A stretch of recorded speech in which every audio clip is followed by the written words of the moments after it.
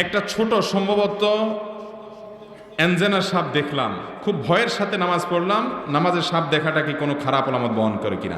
এটা যদি স্বপ্নে দেখেন, স্বপ্নে সাপ বা হিংস্র জীবজন্তু দেখলে কোনো কোনো ক্ষেত্রে সেটা শত্রুতা বোঝায় যে আপনার কোনো শত্রুত্র আছে। আবার অনেক সময় বরং বেশিরভাগ ক্ষেত্রে হিংস্র কোনো জন্তু আপনাকে দৌড়াচ্ছে, সাপে দৌড়াচ্ছে, বাঘে দৌড়াচ্ছে, এরকম দৃশ্যগুলো যখন দেখেন সেটি দুইটার কোনো একটা হওয়ার সম্ভাবনা খুব বেশি থাকে। এক, শয়তান মানুষকে নাজেহাল করার জন্য, পেরেশান করার জন্য দেখায়, অযথা স্বপ্ন, এগুলো ব্যাখ্যাহীন স্বপ্ন, শুধু পেরেশান করার জন্য করে। আবার অনেক সময় কারোর যদি ব্ল্যাক ম্যাজিক করা হয়, কালো জাদু করা হয়, দুষ্ট জিনের উপদ্রব ভয়ঙ্করভাবে কারোর উপরে থাকে, তখন স্বপ্নে এগুলো দেখে। বিশেষ করে অভিজ্ঞ রাকি যারা ঝাড়ফুঁক করেন, তাদের অনেকের অভিজ্ঞতা এবং তাদের অনেকের অ্যানালাইসিসের আলোকে আমি এটি জানিছি যে অনেক সময় আমি পরীক্ষিত দেখেছি অনেকে যে ব্ল্যাক ম্যাজিকের রোগী, সে এই স্বপ্নগুলো বেশি দেখে।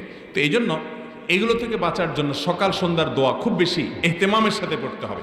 আমাদের একটা ছোট্ট বই আছে, রাসূলুল্লাহ সাল্লাল্লাহু আলাইহি সাল্লামের সকাল সন্ধ্যার দোয়াও জিকির, আলহামদুলিল্লাহ লক্ষ লক্ষ কপি মানুষকে বিতরণ করা হয়েছে।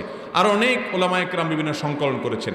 বিশেষ করে আর কিছু করতে পারেন না পারেন, সকাল এবং সন্ধ্যায় 3 কুল, নারী পুরুষ সকলে 3 বার করে কুল হুয়াল্লাহ, কুল আউযু বিরাব্বিল ফালাক, কুল আউযু বিরাব্বিন নাস, আউযু বিল্লাহি সহকারে ফজরের পরে 3 বার, মাগরিবের পরে বা আসরের পরে 3 বার সকাল সন্ধ্যা নিজেরা পড়েন। বাচ্চাদেরকে পড়ে ফু দেন, শোয়ার সময় 3 বার 3 কুল পড়ে পুরো শরীর ফু দেন, বাচ্চাদেরকে ফু দিয়া শোয়ান।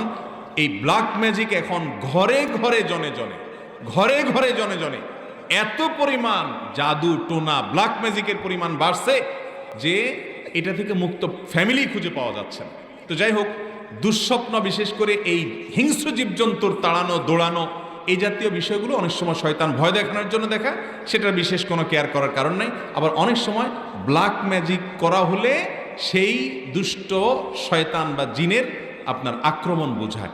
তো এই জন্য ওই দোয়া দুরুদগুলো, আমলগুলো খুব বেশি করতে হবে। রক্ষা কবচ আল্লাহ তাআলা হেফাজত করবেন ইনশাআল্লাহ।